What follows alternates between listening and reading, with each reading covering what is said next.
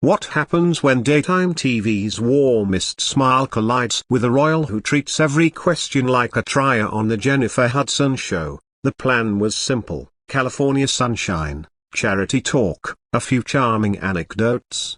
Instead, it unraveled into a slow-burn standoff, clipped answers, sharpened tones, and, eventually, a detonation that left Prince Harry walking off stage while the audience forgot how to breathe. The band struck a bright riff. The crowd rose like one. Lights softened into that forgiving daytime glow. Jennifer Hudson glided to her chair with the radiance of someone who could turn Tuesday into a holiday. She flashed a smile so warm even the cameras seemed to grin back. "My next guest needs no introduction," she said, her voice velvet. "A father, an advocate, a veteran. Please welcome me, Prince Harry." Applause crashed over the set. Harry emerged with a half smile, chin lifted like he was granting permission to cheer. Grey suit, open collar, posture effortless but regal. He shook Jennifer's hand, nodded at the band, and sat down as if the chair were a throne. "Prince Harry, welcome," Jennifer said warmly. "We're so glad you're here. How's life in sunny California?"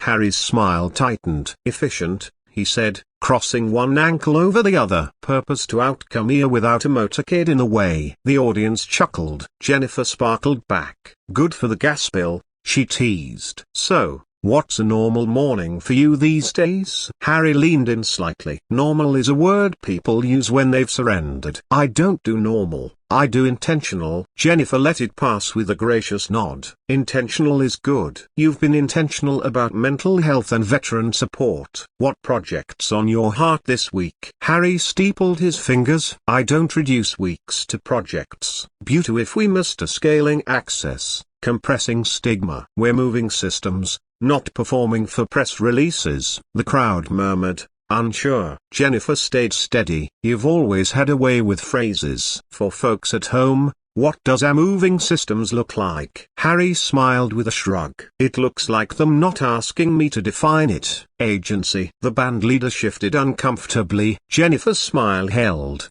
but her posture tightened. "Agency is powerful," she agreed. "Let's get specific. You spoke about building healthier information ecosystems. What's one practical step viewers can take this week?" Harry nodded slowly, as if grading the question. "Stop reacting. Start curating. Unfollow chaos. Build your inputs like you build a home. You don't invite hecklers to your dinner table." The audience hummed approval. Jennifer leaned in. "That's a picture." "And family dinner, so do they happen? What's dad duty like in your house?" Harry's lips curved.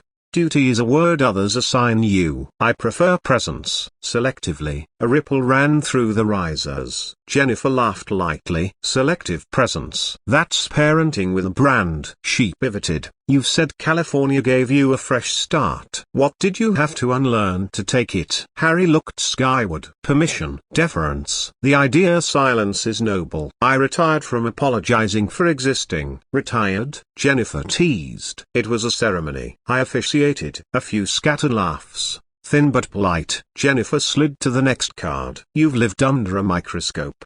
If you could correct one misunderstanding, what would it be?" Harry's reply was immediate. "That I owe strangers access. They ask for keys to rooms they didn't build." Jennifer nodded softly. "Fair. But sometimes access helps people understand the work behind the headlines. For example, impact speaks." Harry cut in, smiling. "If someone needs a press release, they're not close enough to the work." A murmur rolled again. Jennifer steadied herself, palms open. "Let me reframe. Is there a memento, a veteran, a message here that reminded you why you do this?" "There are many," Harry said coolly. "I tend not to convert them into daytime clips." The words landed like velvet-trapped steel. The audience froze. Jennifer's smile didn't move, but something behind it flickered. "Understood. We don't need names, just heart." Folks at home find courage in human stories. Harry tilted his head. "Courage is not a broadcast segment, it's a decision." "True,"